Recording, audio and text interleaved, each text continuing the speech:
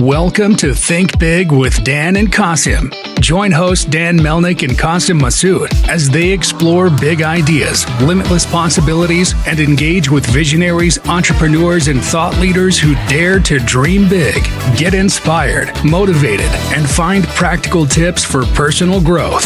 Think big, dream bigger, and ignite your potential. All right. Welcome back, everybody. Guest today, Kathrin Henon. Kathrin, it's really good to have you on. I'm so happy you're here. Could you please tell us, first of all, where you're calling in from and what you do for a living with Planet Bake? Yeah, I'm calling in from New York City, and my company is called Planet Bake. I make nutrition-rich donut that is plant-based, sugar-free, gluten-free, soy-free, and kosher. And it's basically designed to help regulate blood sugar levels. It has all the good nutrition inside, antioxidant, fibers, plant protein, almonds, and basically is for everybody who wants to cut sugar from their diets and have an indulgent little treat at the end of the day. It's amazing. I love that. And can you tell me a little bit about your background leading up to creating this brand and this product? Now, what did you kind of find out there in the market, was a problem that couldn't currently exist that you were looking to solve with this product? Yeah, of course. So my background is in the fashion industry. I've been in the fashion for over 15 years. And then basically when fashion took a little bit of a dip in New York City, I basically went back to business school and, was very looking into sustainability and how you can transform a business and make it, have a real purpose. So that was my mission, to create something that has a real purpose. After coming from fashion, it's a lot of fashion items, waste product, and so on. And so I went back to school, took my time there to explore, I would say. And then for some reason, I ended up looking into people. And for example, I discovered a lot of independent pastry chefs in New York City. They're really working on a very tiny operations, right? They're working out of their home, out of a commercial kitchen, depending. Not many people see them, and they had real talent. When I did my final project, basically in business school, I developed a marketplace that can actually showcase these desserts from these independent pastry chefs and basically combine them onto a platform to make it then available for people to purchase. And at that time, it was very early 2020, January, February, and I was basically going out and doing legwork and approaching museums in order for them to have a theme or whatever they were showcasing and adding those pastry into it. So when we first had our first final event, which was, big for us in that category, basically Blasio shut down the city because of COVID. So that happened exactly the same night. We were glad that even some people came out, but at the end of the day, basically I had to pivot. And because of all the situation with the pandemic and COVID, I feel like people really realized that they needed to change their eating behaviors and their lifestyle and make bigger steps towards it in regards to diabetes, heart attack, strokes. And this is actually why I created Planet Bake. Is number one, a lot of the brands or the current product on the market are just not serving that specific need yet. They're focusing really on something delicious. Maybe it's honey, maybe it's agave, maybe it's dates, maybe, there are so many different aspects, coconut oils that really need to be eliminated for people to be fully healthy. And, it's a challenge. Like, for example, if you try one of our products and you do some blood sugar testing before and after, you will see there's no spike in our product. So it's really catered to people who want to really eliminate all these, I would say, health issues almost, and really eat super clean and be very aware of themselves and how they eat and how they feel and the energy they have throughout the day. So I always say our product is made for anybody who wants to eliminate sugar, but also you don't have this sugar crash during the day that you get from eating like fried food, sugary food, fried donuts, or any other sugary desserts. Yeah, no, it's amazing. I love that story. And so you started with the marketplace and then you kind of came into this post-COVID, just kind of learning about, people looking like wising up to their kind of dietary restrictions and learning more about that themselves. And when did you actually pivot to this exact product? When was the actual launch for this product initially? So basically we created a baking mix at first, and the baking mix was launched on veganessentials.com in August of 2020. And Vegan Essentials, actually the buyer came back to me and said, hey, we actually would love to sell the finished product on our website. Can you make it a ready-to-eat donut? So I took that time between August and September 2020 to develop the product in sort of what it is today. And then we launched, basically did a test campaign in New York City. It's around Thanksgiving. And I got so much great response and orders and all of that. So then I basically decided to launch the final product, the company as it is today, Planet Bake, in January of 2021. Awesome. No, I love that. It's amazing. And yeah, so when you kind of started this brand, obviously it came from you were selling the mix online. So was your kind of go-to-market strategy with this brand also to keep it online, and also kind of walk me up to today as well? Are you still selling mostly online? Are you doing any retail or wholesale business as well? What's the kind of breakdown there? Yeah, so we're currently doing 70% B2B, meaning grocery stores, juice shops, some of the coffee shops, food service. And then we're doing about 30% e-commerce online, meaning on our platform, our own website, and on Amazon. Awesome. And then what do you kind of find as far as like, obviously, the ideal customer profile for you and making this product for what it is makes perfect sense. Has anything kind of surprised you from what you could tell selling direct to consumer, which obviously, you have a little bit more data, a little bit more customer interaction? Has anything kind of surprised you with like a certain demographic groups that have been, like big buyers for you and recurring customers? So our very early adopters and customers, they were both either vegan and soy-free or vegan and gluten-free. So we really, at the very beginning, we were targeting or speaking to those customers because they were the ones like going online on Google or whatnot and trying to find a better treat, right, that serves their dietary restrictions. And then what we found over the last couple of months, basically, then we moved forward with testing in regards to sugar-free. And then we saw also, there's a giant market. And I think it's mostly because COVID was pushing it a lot, that people overall wanted to reduce sugar intake. And so we kind of developed that kind of extra niche for itself. So we have the very first 2 early adopters. Then we moved into sugar-free or anybody who wants to cut. And then from there, now we're basically slowly moving over to even, talking to people that have prediabetes or diabetes or type 1 and type 2, and really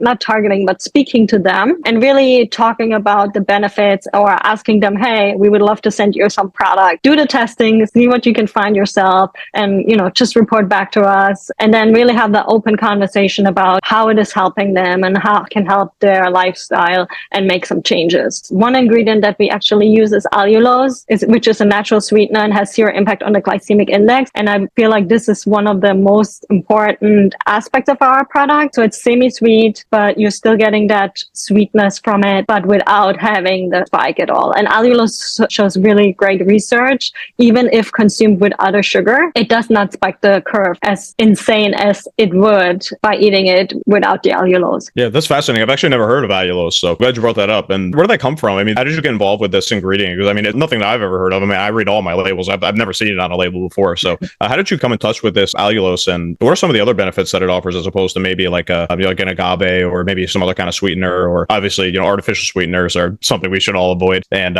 things with too much sugar. But yeah, tell me a little bit more about this ingredient, allulose. I'm interested in that. Yeah, so basically allulose has been around for decades. It's naturally found in chick fruit, figs, and raisins. But obviously when you're looking at a commercial production, which now a ton of companies are doing and using it now. So the reason why so many more brands are using it is the FDA regulated it differently in 2020, which is right the same time when I explored it. So before 2020, the allulose sweetener was only listed in the carbs and it wasn't called out under the sugars. So basically anybody looking at the carbs just see a high number. They don't know where it's coming from. Maybe it's listed in the ingredient label list only, and consumer, they don't know what to do with it, right? So the FDA said, okay, 2020, I think it was March or April or whatnot, or February, they said you have to list it under the sugars and you have to call it out for what it is. And meaning now the consumer can go back and say, hey, now it's allulose.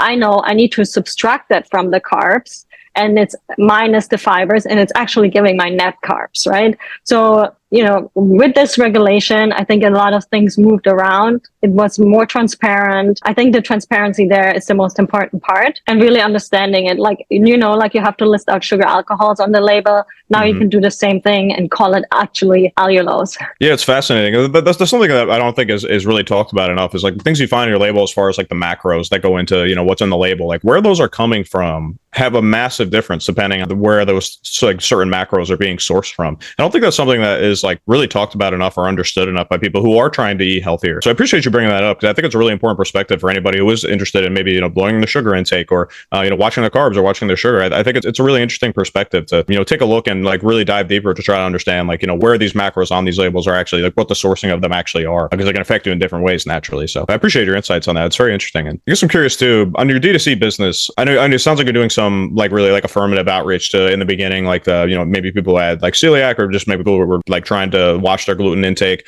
or their soy intake or whether or not they had the allergy, and now doing some direct outreach, maybe pre-diabetic or diabetic folks. Where do you kind of find the most of the traffic that comes to the website as far as like, if somebody's a new customer, they find you online, where is most of the drive to the website coming from, or your online channels? So we are doing some ads on Meta, but a lot of it is also coming organically. So I go out myself a lot to events, and anything event or food related, or we just had a vegan plant-based event at the Shopify office in New York City. There's a lot going on in the space, or I'm always invited to Equinox to do some sampling and yoga classes and whatnot.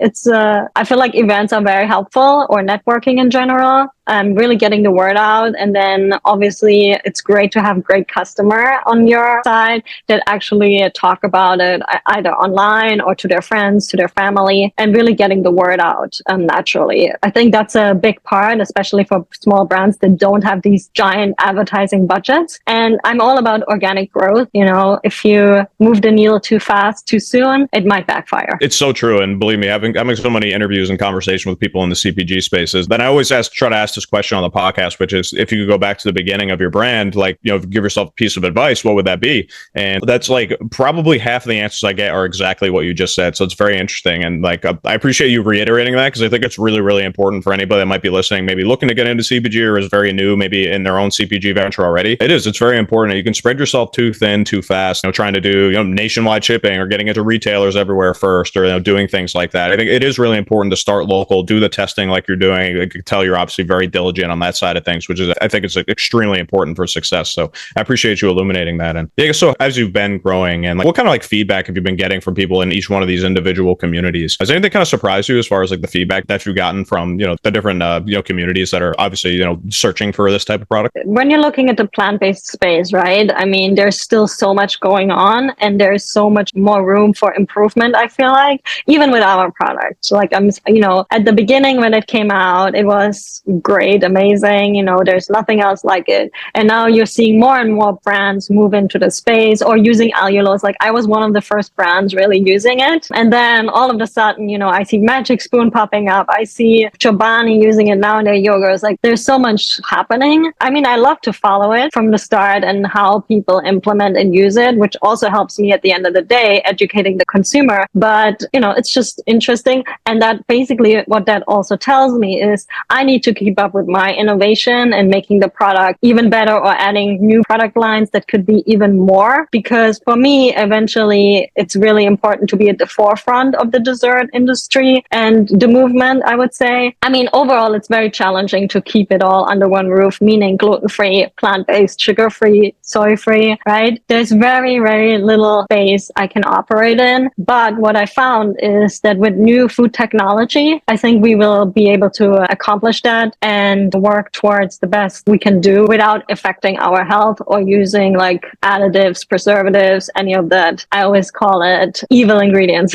That's awesome. Yeah, I completely love that. And I am curious to hear your answer to that question I mentioned earlier as well. I know it's been since, I believe you mentioned 2020, right about, was your initial, or 2021, right about the launch for this product specifically. Knowing everything you know now, obviously, I mean, even 3 years in business, you obviously learn a lot. Some things the hard way, some things you just learn along the way. But if you could go back and give yourself a piece of advice if you were to start this brand again, what do you think that piece of advice would be? That's a hard one. I mean, I think the product is still great for what it is. And probably a piece of advice is sometimes I am trying to perfect it too much. Sometimes you just maybe got to go with it and just try to do testing earlier. Maybe it would have been something a little bit different than what it is today. I don't know. But sometimes, I think overall, don't overthink it. Sometimes it's better to put stuff out there and not perfect too much and spend too much time evaluating every little detail.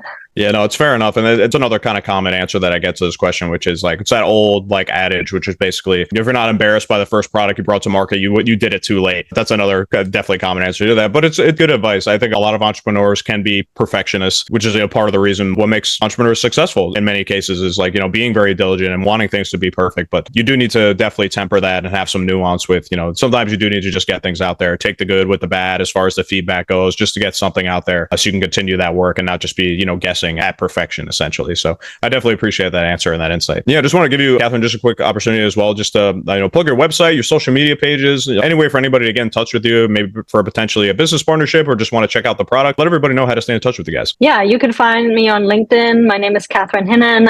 Our website is planet-bake.com. Any way is possible. Instagram is at planetbake.us. Yeah, feel free to connect with us. And we're always open to talking to anybody around the food space and nutrition and plant-based. Awesome. Well, Kathrin, I just want to say thank you again for coming on. I love what you're doing. I just want to wish you the best of luck, continued success in everything that you're doing. And I'm looking forward to staying in touch. Thanks for coming on. Thanks so much. Thanks. Kathrin. Thanks, everybody. Bye.